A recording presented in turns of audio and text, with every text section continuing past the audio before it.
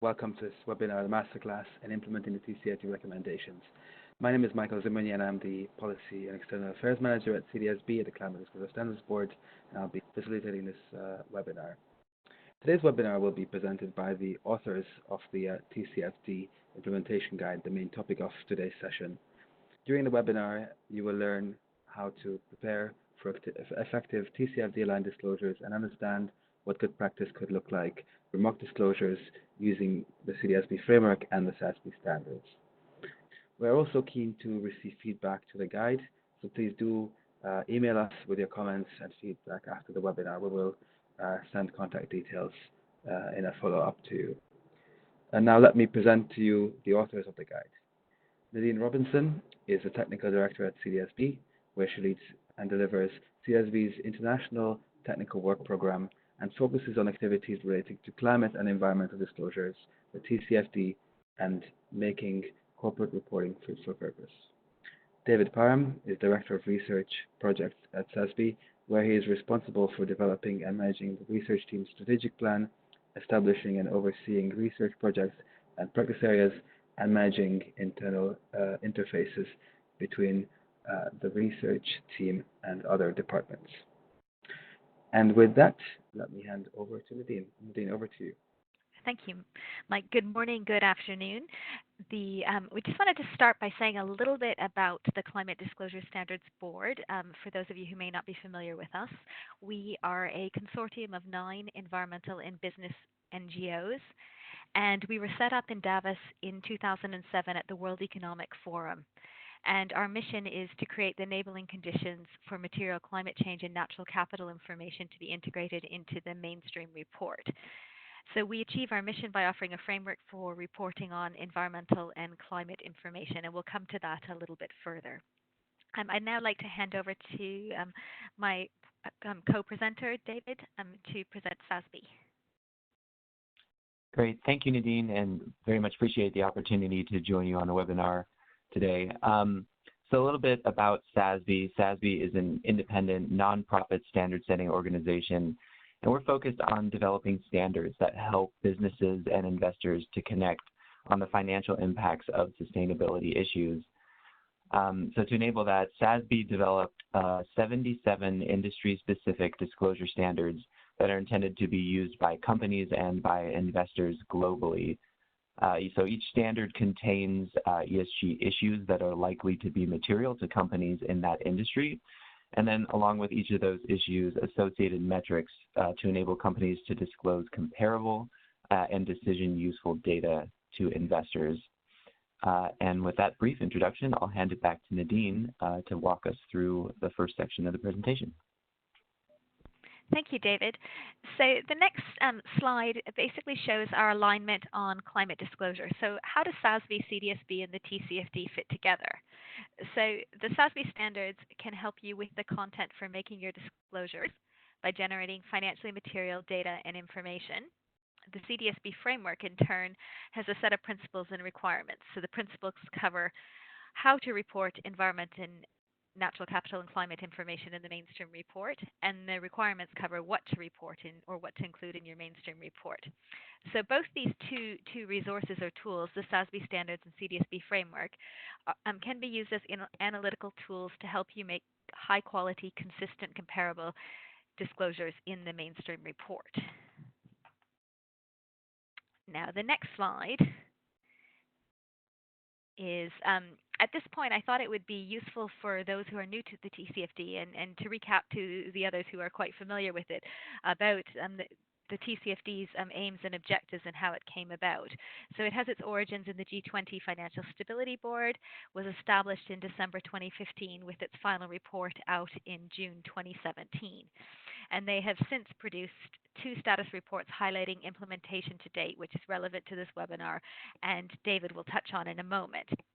So just 3 sort of key things to pull from the final report. The first one is that the TCFD acknowledges that in most G20 jurisdictions, there are already existing legal obligations to disclose material risks in financial reports, and these include climate-related risks. The TCFD as well is not necessarily something new in respect. It has built on existing frameworks and standards and requirements, including those of CDSB, SASB, and others. So it's really seen as a unifier, and for many, it's the gold standard for making universally applicable climate-related disclosures.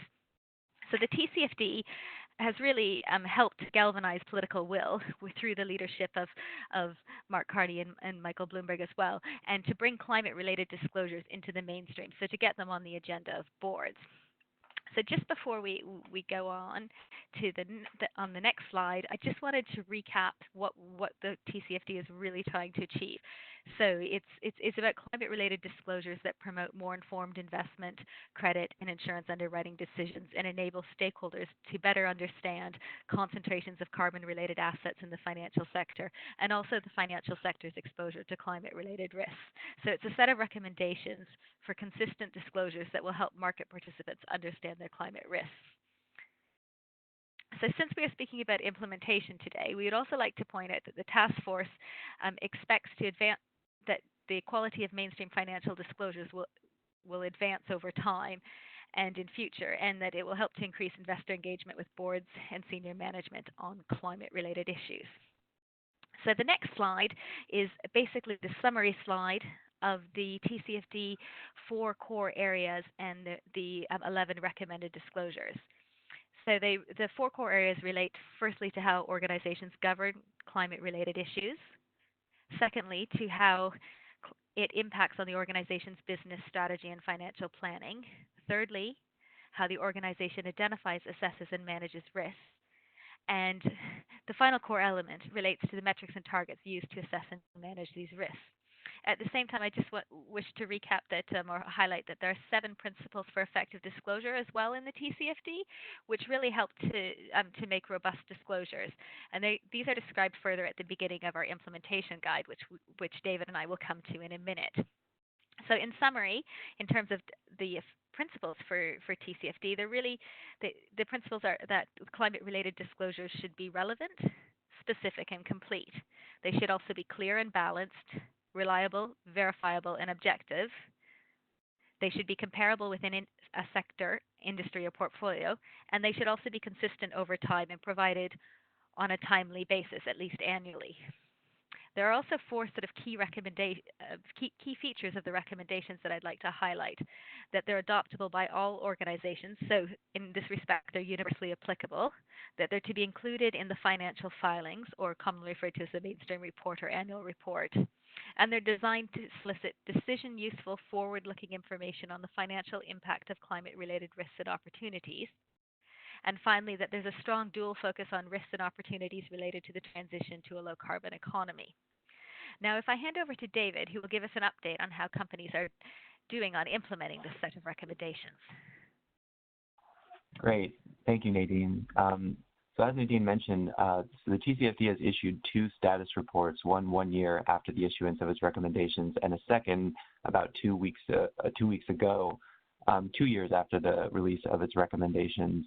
And I'm just going to touch on a few of the key findings from this second status report, which really set the stage for how we hope the TCFD implementation guide can be helpful to entities that are looking to implement the recommendations and make the recommended disclosures. So as you can see from the status report, we've come a long way in terms of implementation of the TCFD recommendations, with over 785 organizations representing over $100 trillion in assets having expressed their support for the TCFD. But despite this, the status report tells us that that companies are still finding it challenging to implement the recommendations, which is resulting in insufficient information for investors to be able to consider and incorporate climate risk into their decision-making process. So I want to briefly touch on 4 of the key findings that emerged from the status report. And this was based on the TCFD's review of reports from over 1,000 large companies, as well as a survey on company efforts to implement the TCFD's recommendations and users of that information's views on the usefulness of climate-related financial disclosures for decision-making. So the first finding was that the disclosure of climate-related financial information has increased since 2016, but it still remains insufficient for investors. And the task force describes how they've observed progress on improving the availability and quality of climate-related financial information, but that the rate at which this improvement is occurring is not compatible with the speed at which changes are needed to limit the rise in global average temperature, which really creates this added urgency and the need for companies to consider the potential impacts of climate change and to disclose material findings. The second finding from the status report was that more clarity is needed on the potential financial impact of climate-related issues on companies. So this item relates to the users of the climate-related financial disclosures, and it suggests that they need companies or would like companies to provide more clarity on the potential financial impacts of climate-related issues on their business. Without this type of information, users may not have the information that they need to make informed financial decisions. And so both the CDSB and the SASB standards are designed really to accomplish exactly this, connecting climate-related risks and opportunities to potential financial impacts, which can provide users of this information with the decision-useful disclosures needed to make decisions. So this is one thing we hope that the guide can very much directly support in terms of closing this gap for companies to get this information disclosed effectively so that users of this information are able to make informed decisions. The third takeaway was that for the companies that are using scenarios, the majority are currently not disclosing information on the resilience of their strategies. And the TCFD noted that in their survey results, about 3 out of 5 companies that responded and that view climate risk as material and are using scenario analysis to assess the resilience of their strategies are not then subsequently disclosing information on that resilience. So this is an important gap in disclosure, and it relates to the relative inexperience and sort of nascency of applying and disclosing the results of scenario analysis. Related to this, the TCFD observed that there is a lot of progress being made. Companies are evolving their approaches on how to integrate scenarios into the corporate strategy formulation process, but more progress is needed. And the last item is that mainstreaming climate-related issues requires the involvement of multiple functions. So the TCFD observed that, of course, sustainability and corporate responsibility functions are the primary drivers of TCFD implementation efforts, but that risk management, finance, and executive management are increasingly becoming involved as well. And that the involvement of multiple functions is critical to mainstreaming climate-related issues, especially involvement of risk management and finance. So again, we really hope that this guide can serve as a platform to bring these functions together within companies by providing very specific disclosure examples, as well as pointing out and noting how the CDSB and SASB standards can be helpful and useful tools for teams within companies to develop and make effective disclosures. So with that background and context from the TCFD, would love to hand it back to Nadine, who will walk us through the beginning of the guide. Thank you, David. So the guide, I guess that leads us to the next question, which is really how the guide came about, which is what can we do to accelerate adoption of the recommendations to facilitate consistent, comparable, and clear climate-related financial disclosures and at scale. So that's where SASB and CDSB partnered together. We already worked together quite collaboratively, and in fact, SASB was our newest board member, and David sits on our technical working group. And what we wanted to do is we wanted to build on the research where we spoke with many companies who cited the need for practical advice and guidance. Basically, they were hungry for examples of what good practice looked like. And CDSB and SASB have come together to develop the TCFD implementation guide to bridge this gap. So we wanted to showcase how companies can enhance climate-related financial disclosures using our existing technical offerings, specifically the SASB standards in the CDSB framework. So now I'll just ask David to step through the structure of the guide. Perfect. Thank you, Nadine. So the guide really has a few key objectives that it's intended to help practitioners with, and so I'll briefly touch on those and then describe the structure of the guide. So the guide is intended to identify the actions that are required to establish a strong foundation for practical and effective implementation of the 11 different TCFD-related financial disclosures, and to enable companies to lay the groundwork needed to build on existing processes and structures to make these disclosures effectively. To accomplish that, we provide industry-specific annotated examples of what these disclosures could look like and provide practical how-to guidance on how an organization can use the guide to develop and refine its own practices to generate good practice disclosure. So to accomplish this, the guide is split into 3 sections. As you can see here, a Getting Started section, which enables companies to really understand, assess their disclosure readiness, and take the initial steps needed to work towards making TCFD-aligned disclosures. Then the Good Practice Disclosures section, which includes multiple examples of good practice disclosure, which are annotated to demonstrate how SASB and CDSB can be useful tools to practitioners. And finally, a few key takeaways, including several lessons learned, which were captured by CDSB and SASB for corporate practitioners as we prepared this guide. So in the subsequent slides, we'll briefly touch on each section of the guide, and would love to hand it back to Nadine to walk us through the Getting Started section. Great, thank you, David. So this next section, Getting Started, is just a summary of the I guess it's 11 areas for laying the groundwork for effective disclosure. So 11 things you can start with, which we flesh out in further detail in the guide. And it's not just about disclosure, but about laying the foundation upon which to develop effective disclosures. So in the 11 points on the slide in front of you, you'll see we begin with the first step of securing board support. So basically, the leadership sets the tone at the top to establish the key climate-related factors as core business drivers.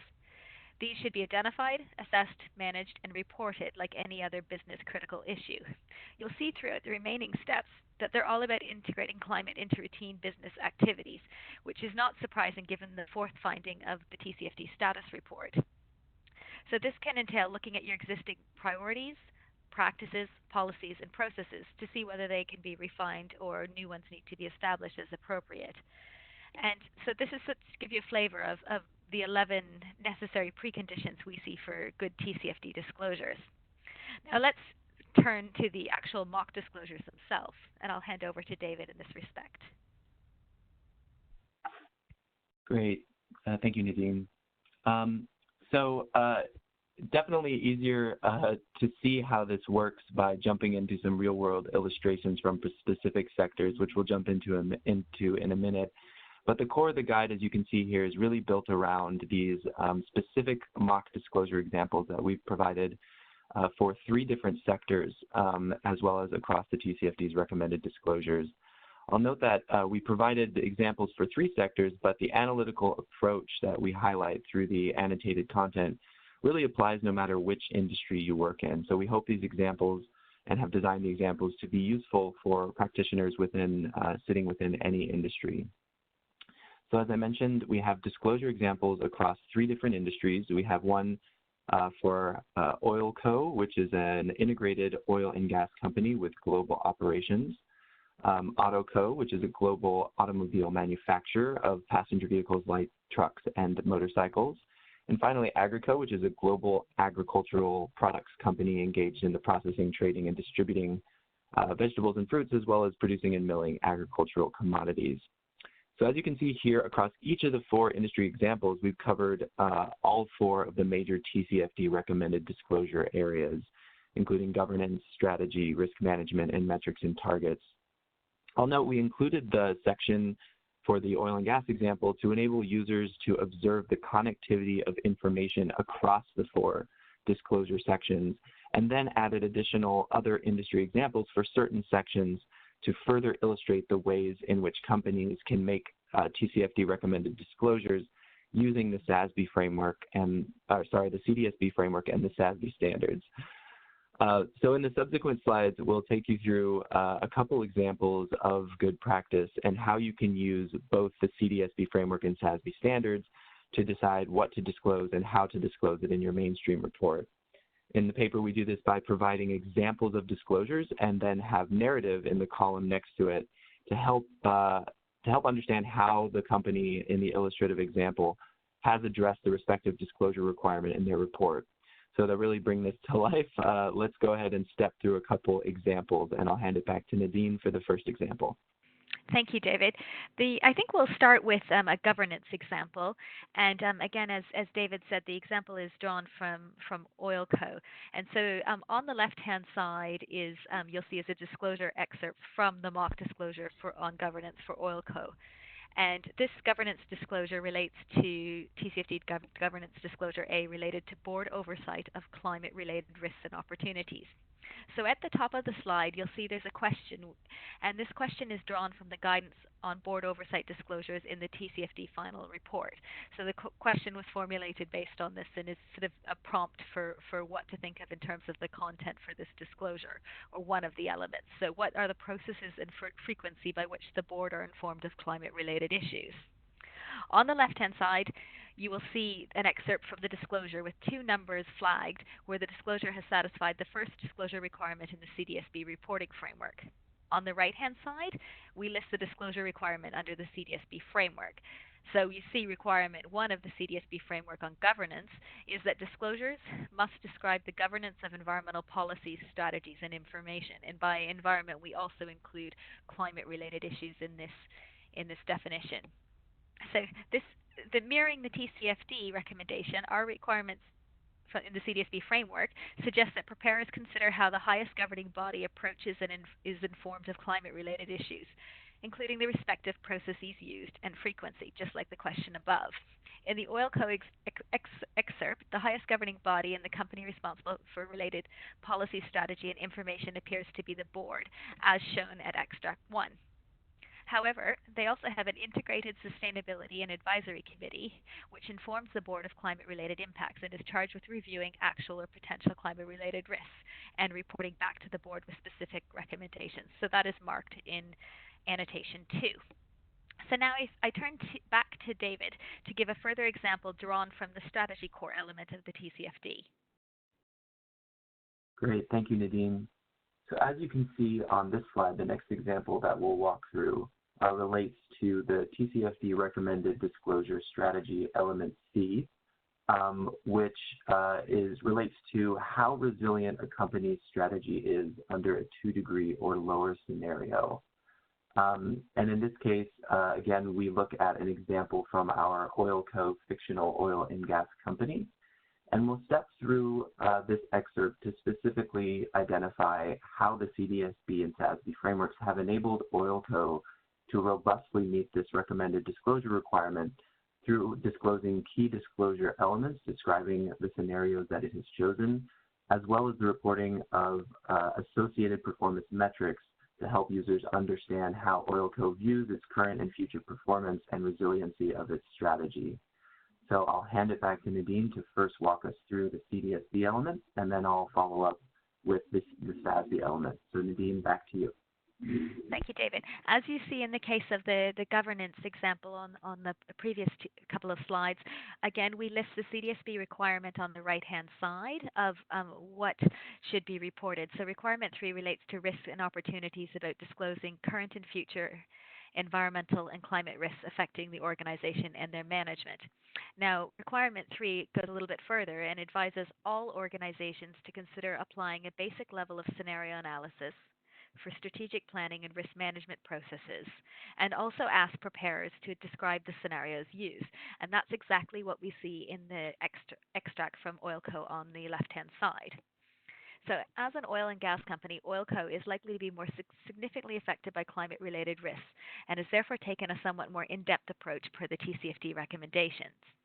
The company in the extract identifies 5 scenarios, including 3 widely used third-party scenarios from the International Energy Agency and the World Energy Outlook, specifically the current policy scenario, the new policy scenario, and the sustainable development scenario. And these are marked on the slide in front of you with a 1. And interestingly, the second annotation relates to the 2 internally developed scenarios that Oilco has generated themselves, and one of them relates to rapid electrification and the second to decarbonization. So now let's move on to the next slide, which demonstrates how the SASB standards can be applied to the same strategy disclosure C. And I'll hand over to David again. Thank you, Nadine. So to follow on exactly to Nadine's previous comments, based on that robust discussion that is guided by the CDSB framework element, we can see how OilCo has integrated scenario analysis into its strategic planning process. And to support effective disclosure, the SASB standard provides a related topic, specifically reserves valuation and capital expenditures, and an associated metric which provides specific detailed guidance on how such a sensitivity analysis can be performed, leveraging the common reference scenarios that Nadine mentioned that are provided by the International Energy Agency, as well as providing the company with the opportunity to disclose additional scenarios that it has identified as useful tools to stress test the resilience of its strategy.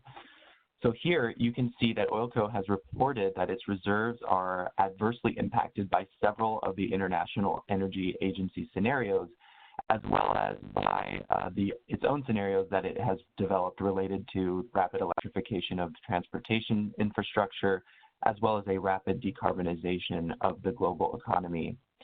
So what's interesting about this is elsewhere in the report, you'll learn how OilCo has utilized these scenarios to establish key signposts that will inform it as to the health of its strategy to increasingly shift its capital allocation away from oil towards natural gas, which it found to be resilient under the current new policies and sustainability development scenarios. However, the use of the additional electrification and decarbonization cases has pointed out some additional signposts to OilCo as to whether it may need to take more radical steps to shift toward lower carbon or renewable energy sources, citing the lack of resilience of its strategy under these two scenarios.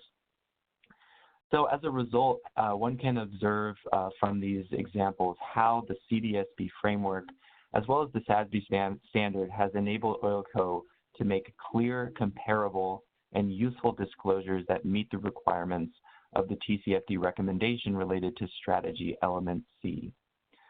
And with that, we've had the opportunity to walk through a couple of the disclosure examples, but would just point to the fact that the guide is really full of examples like this, which we hope can help illustrate how companies can approach the TCFD recommended disclosures and leverage the SASB and CDSB frameworks to help them in making robust and useful disclosures. And now I'll hand it back to Nadine, who will walk us through the final section of the guide, which includes some interesting and helpful takeaways that we included for corporate practitioners. So Nadine, back to you. Thank you, David. So we hope that gave you a flavor of some of the mock disclosures and that you'll look to the guide to, in a little bit more detail to look at the remaining disclosures. But one of the things that we found in developing the mock disclosures and in thinking through the analytical process that's required not only to get your house in order or lay the foundation, but also to make the disclosures themselves, is that we identified 5 sort of key takeaways or lessons learned for reporting organizations.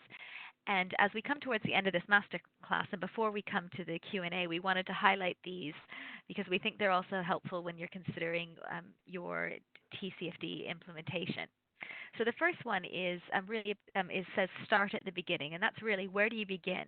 And so in terms of our tips, we would suggest that starting with defining your objectives of what you want to achieve through the reporting and disclosures. And this applies in the case of all reporting, whether climate related or otherwise. And so we've developed questions from the TCFD guidance to help you as a prompt for each disclosure. And you'll recall when we went through the governance section, we had there was an example of a question at the top. So we hope those are useful prompts to help you to begin your reporting.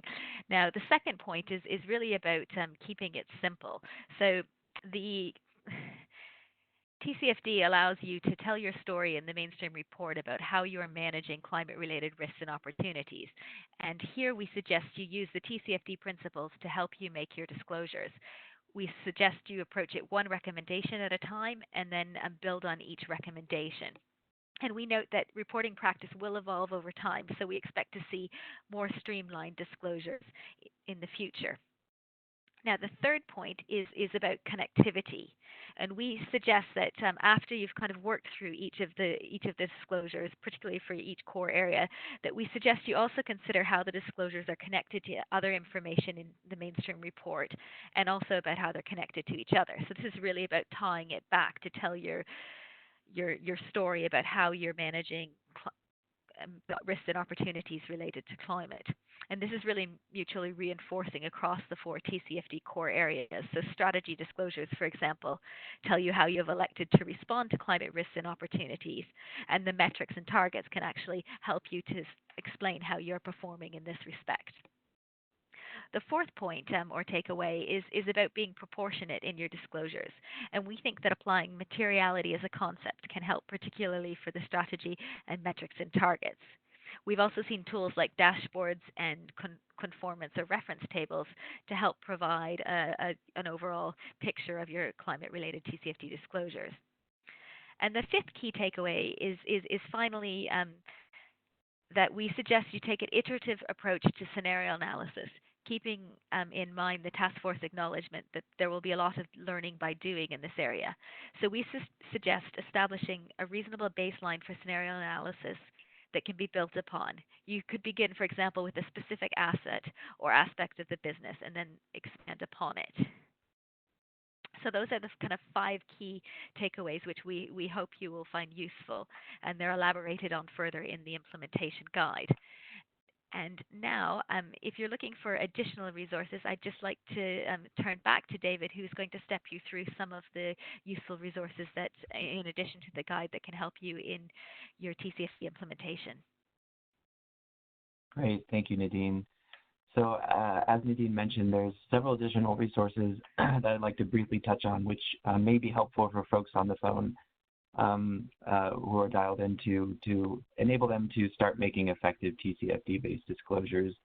So first and foremost, I really want to highlight in the top right of the slide here the TCFD Knowledge Hub at www.tcfdhub.org.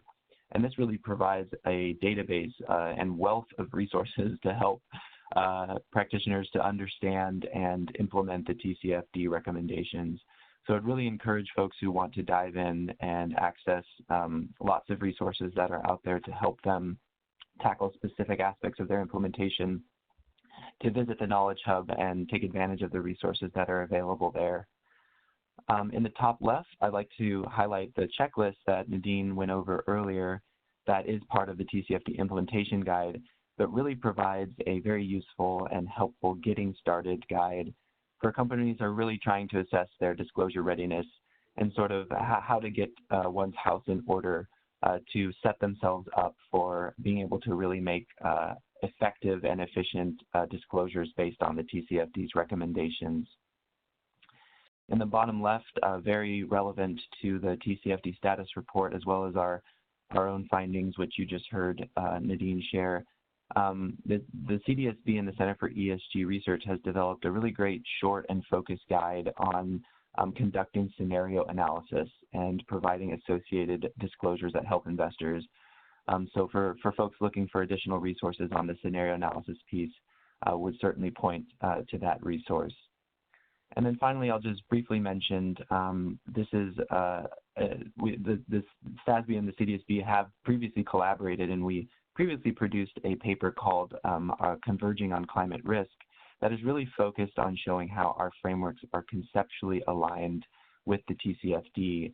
And that was really setting the stage to the current guide, which provides a very practical guidance for practitioners within companies who are implementing the TCFD's recommendations and seeking to make effective and useful disclosures.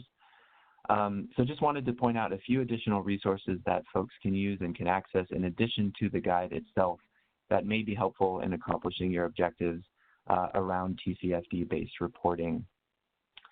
And with that, I'd like to pass it back to Nadine, who will briefly touch on how you can get back to us and tell us about your views on the guide. So Nadine, back to you. Thank you for that great overview, David. We have set up an online short survey with about 8 questions available on the CDSB website. It's right on our homepage on the right-hand side under News and regarding feedback. And we'd love to hear from you once you've had an opportunity to digest the guide if you haven't read it in detail.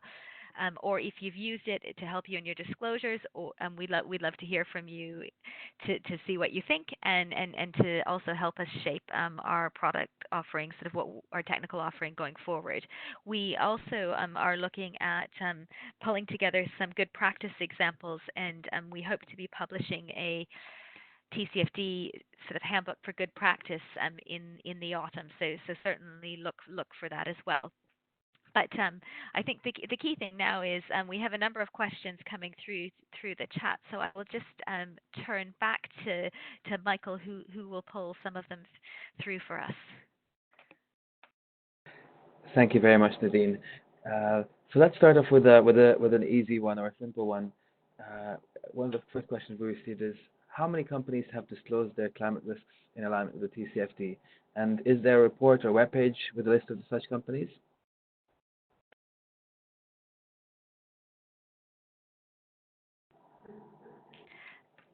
Thanks, Mike. Shall I start, David?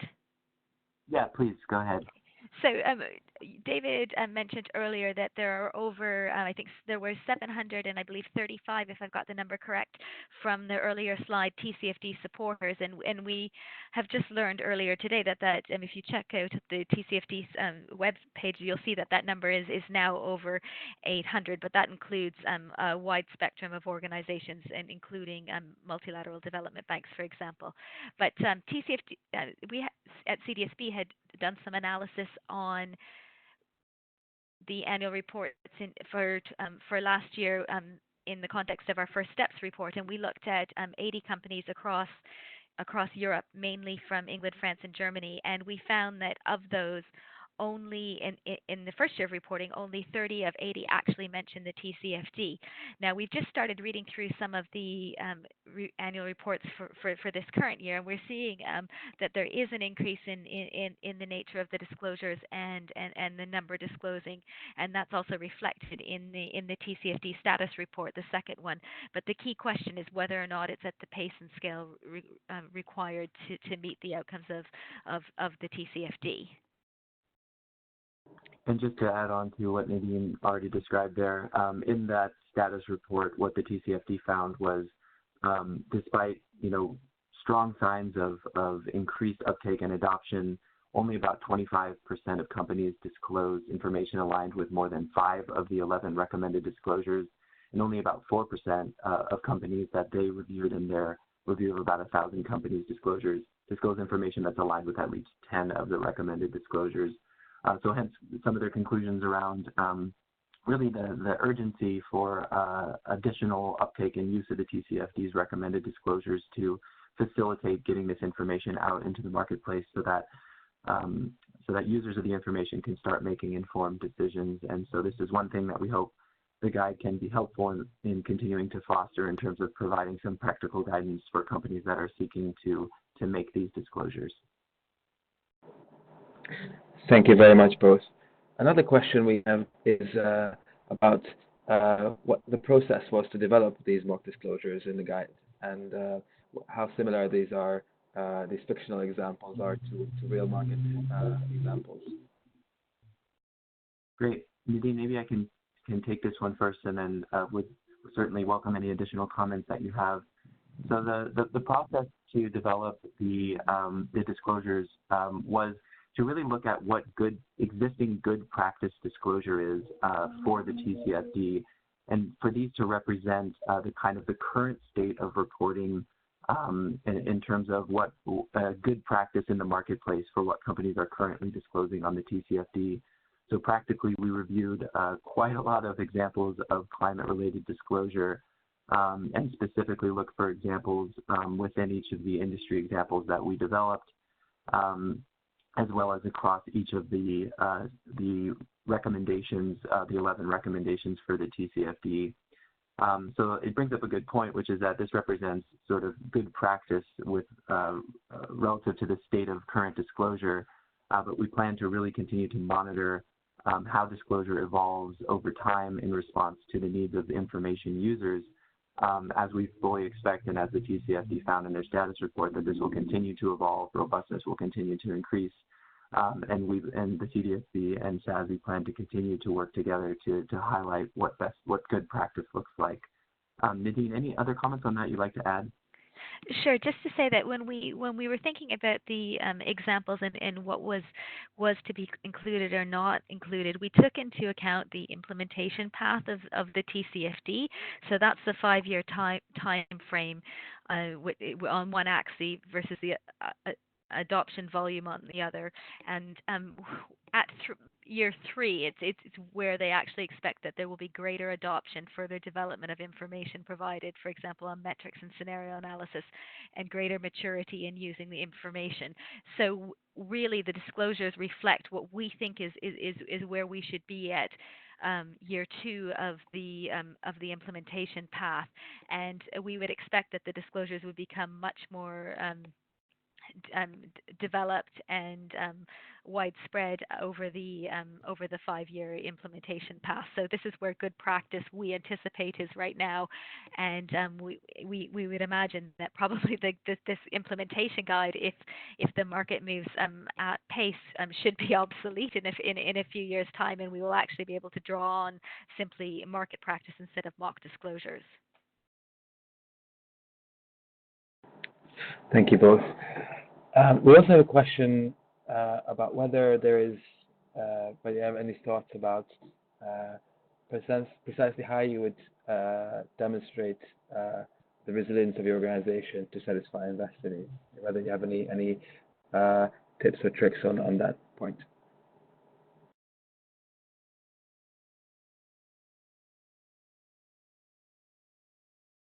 Nadine, did you want to go first? Sure. So I mentioned on the webinar this morning that we had identified, if you're interested in a good practice example, to look at Unilever's 2017 annual report, and in respect of the Strategy C disclosure, which Mike has just alluded to, about how resilient the organizational strategy is to future different climate scenarios. And what Unilever have done is they have described and simplified their assumptions of the 2 different scenarios they used, in this case a 2-degree scenario and a 4-degree scenario, and then they identify for each of them the main impacts on their business. So on a 2-degree scenario, it relates to carbon pricing being introduced in key countries and others, and the secondary impacts. And then they also identify the main impacts on a 4-degree scenarios, which relate to chronic and acute water stress, for example. They then go on to state explicitly that their analysis shows that without action, both scenarios present financial risk to Unilever by 2030, predominantly due to increased costs.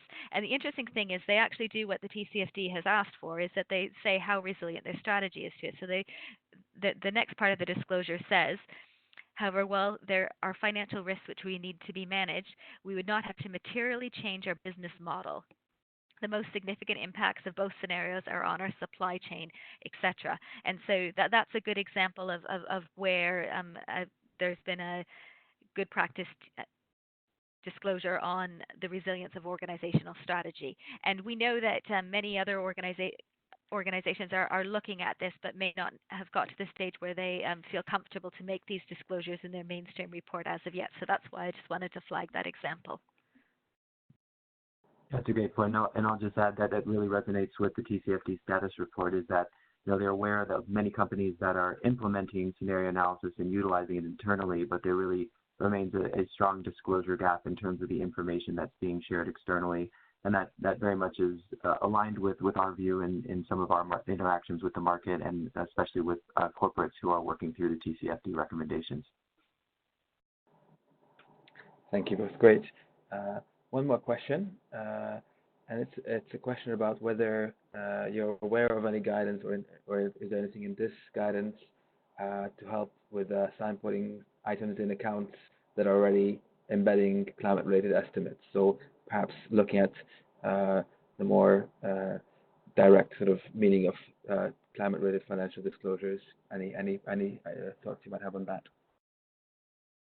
Maybe I can start off here, and then certainly would welcome Nadine's comments as well. But in terms of connecting the climate-related information to financial impacts, we really tried to be intentional about following the TCFD's recommendations in identifying how the risk factors that each mock disclosure discusses, as well as how the company's strategy really flow through to specific aspects of financial performance. So you'll see in the Agrico example a discussion of the company's products, risks related to its ability to continue to produce in certain regions, and then financial impacts it anticipates, whether that's additional costs to install mitigation or adaptation-related strategies to continue to produce in those regions, or costs to shift its sourcing of certain products to other regions.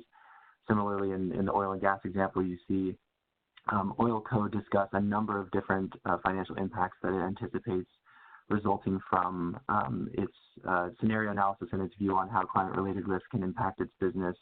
The first and foremost being the in-depth discussion around how it views the resiliency of its asset base and how it's making strategic investments into what it views as being a more climate-resilient strategy in terms of shifting from oil to natural gas, which it views as more resilient to the risks that it identified, as well as some optionality that it's investing in terms of looking at biofuel production as a potential avenue to offer additional risk mitigation if some of the more rapid decarbonization scenarios occur.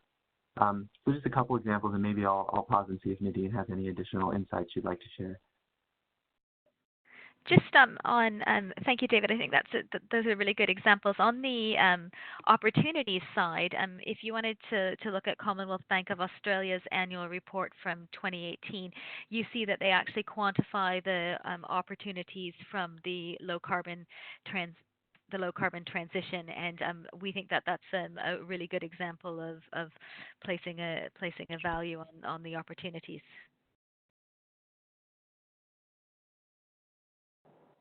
Thank you both. We have one more question, and then perhaps just one more question, and then we have to probably close the session. So traditional financial reporting is historical, but climate-related issues are forward-looking. How should companies integrate forward-looking factors into these traditional reports?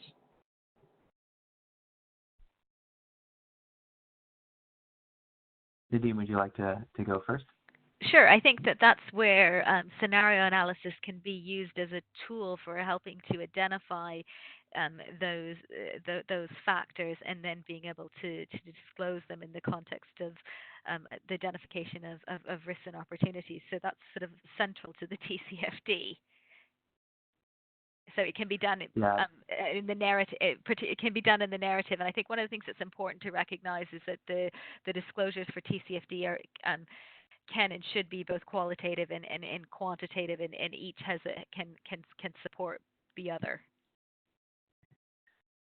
Absolutely, and I think what I would add to that is, many of the TCFD's recommended disclosures, whether it's around the anticipated financial impacts of climate-related risks and opportunities, or the risks that the company itself has identified, are all contextualized in many cases over what the TCFD describes in the recommendations as the medium, or the short, medium, and long term.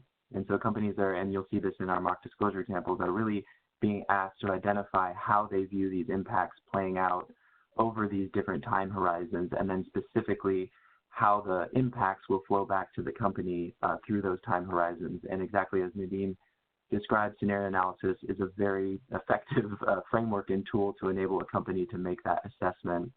And really the metrics and targets that are included are intended to help provide a current snapshot of the company's health and how it's performing on some of these key risks, and to facilitate comparable disclosure through the use of metrics. But the targets portion is really important for tracking, for looking forward in terms of how the company has identified where it needs to go in terms of that performance in order to be able to achieve those risk mitigative effects that it's identified in looking at these different horizons and the risks that it expects to manifest. So as you'll see in the mock disclosure, it's really important to consider the targets the company has set and how it is performing to achieve those targets. And you'll see quite a bit of discussion in each of the mock examples around setting targets and analyzing performance against targets and connecting that back to the health of the company's strategy and mitigating the risks it has identified. Wonderful. Thank you both. Perhaps one last question. Has there been any work on connecting the TCFD to other reporting frameworks and standards? And maybe, David, you'd like to take this? Sure. So the question, just to make sure I heard the question correctly, is have we done any work to look at other frameworks or standards in the context of TCFD-based disclosure? Is that right? Correct. Great. Okay, thank you. Great question. So Nadine and I participate on the technical working group of an organization called the Corporate Reporting Dialogue, and specifically as part of their Better Alignment project. And very topical and relevant to the question, the Better Alignment project represents a collaboration among several different reporting organizations in this space, including SASB and CDSB, as well as GRI, CDP, and IIRC. And so this project is split up into a couple of phases over about a 2-year period. But the first phase is very much focused on the TCFD. And the scope of the project includes each of the frameworks mapping our principles, elements of our frameworks to the TCFD's principles, to the recommended disclosures, and finally to the illustrative example metrics that the TCFD included in their implementation annex with specific illustrative example metrics for each of the sector groups that they identified. And so this work has been really important and interesting, and we hope will be useful to both reporters of this information as well as users of the information.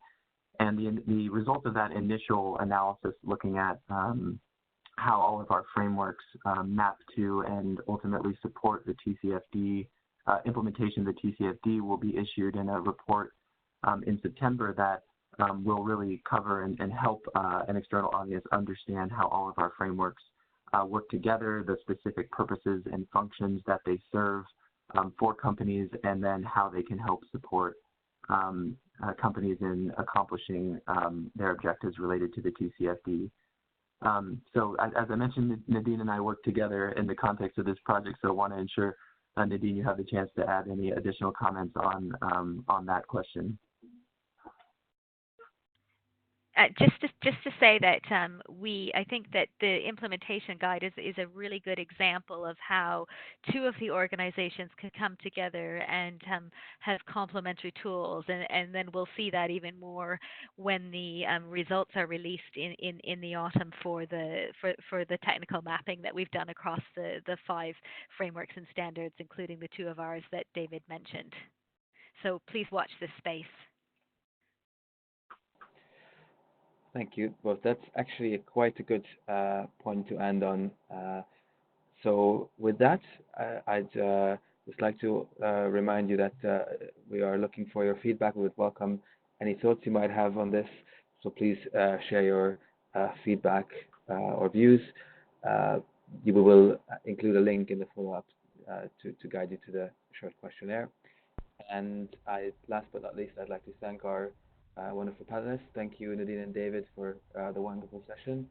And thank you to you all for joining, and I hope you found this useful.